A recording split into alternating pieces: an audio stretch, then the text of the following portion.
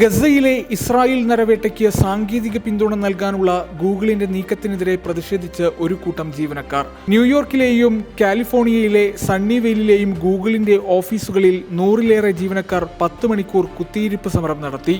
ചൊവ്വാഴ്ചയാണ് സംഭവം. ഇതിനു പിന്നാലെ സമരത്തിന് നേതൃത്വം നൽകിയതിന് 28 ജീവനക്കാരെ കൂട്ടത്തോടെ പിരിച്ചുവിട്ട് ഗൂഗിൾ അറിയിപ്പ് പുറത്തിറക്കി. കാലിഫോർണിയയിലെ CEO ഓഫീസിൽ അതിക്രമിച്ചു കടന്നതിനാണ് പിരിച്ചുവിടൽ നടപടിയെന്ന് Google global security vice president Chris Rackow അറിയിപ്പിൽ പറഞ്ഞു. ഓഫീസ് സ്ഥലങ്ങൾ കയ്യേറി, സ്ഥാപനത്തെ അപകീർത്തിപ്പെടുത്തി, ഗൂഗിളർമാരുടെ ജോലി തടസ്സപ്പെടുത്തി തുടങ്ങിയ കുറ്റങ്ങളാണ് സമരക്കാർക്കെതിരെ ഉന്നയിച്ചിരിക്കുന്നത്. അവർ ഓഫീസ് കയ്യേറുകയും സാധനങ്ങൾ നശിപ്പിക്കുകയും മറ്റുള്ളവരുടെ ജോലി തടസ്സപ്പെടുത്തുകയും ചെയ്തു.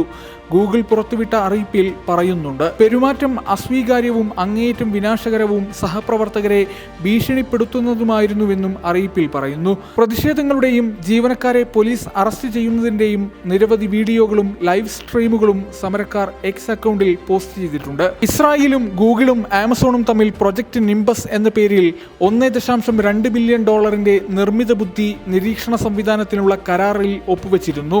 യുദ്ധത്തിനും സൈനിക നിരീക്ഷണത്തിനും സാങ്കേതിക സഹായം ലഭ്യമാക്കാനുള്ള ഈ പദ്ധതിക്കെതിരെ നോ ടെക് ഫോർ അപ്പാർത്തൈഡ് എന്ന വംശീയ വിവേചനത്തിനെതിരെ പ്രവർത്തിക്കുന്ന ടെക്കികളുടെ സംഘടനയുടെ നേതൃത്വത്തിലാണ് സമരം നടത്തിയത്. പരമ്പരാഗത അറബ് ശിരോവസ്ത്രമായ കഫിയ ധരിച്ചാണ് ഫലസ്തീന് പിന്തുണയുമായി ജീവനക്കാർ സമരത്തിനെത്തിയത്.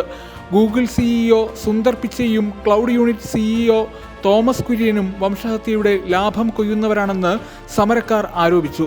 ഇന്നലത്തെ 10 മണിക്കൂർ കുത്തിയിരിപ്പ് സമരം ഐതിഹാസികമായിരുന്നുവെന്ന് നോ ടെക് ഫോർ അപ്പാർത്തൈഡ് വക്താവ് ജെയിൻ ചുങ് പ്രസ്താവനയിൽ പറഞ്ഞു. No tech for genocide day of action എന്ന പേരിലാണ് സമരം നടത്തിയത്. അതേസമയം സമരത്തിൽ നേരിട്ട് പങ്കെടുക്കാത്ത തൊഴിലാളികളെയടക്കം പിരിച്ചുവിട്ടതായി ഇവർ അറിയിച്ചു. പ്രൊജക്ട് നിംബസ് സാങ്കേതികവിദ്യ ഗസയിലെ ഫലസ്തീനികൾക്കെതിരെ ഇസ്രായേൽ ആയുധമാക്കുന്ന ആശങ്ക ഗൂഗിളിലെ സാങ്കേതിക വിദഗ്ധർ നേരത്തെ തന്നെ ഉന്നയിച്ചിരുന്നു. കഴിഞ്ഞ മാസം ന്യൂയോർക്ക് സിറ്റിയിൽ നടന്ന ഗൂഗിൾ ടെക് കോൺഫറൻസിൽ കമ്പനിയുടെ ഇസ്രായേൽ ആസ്ഥാനമായുള്ള മുതിർന്ന ഉദ്യോഗസ്ഥനു നേരെ ഒരു സോഫ്റ്റ്വെയർ എഞ്ചിനീയർ പരസ്യമായി രംഗത്തെത്തിയിരുന്നു.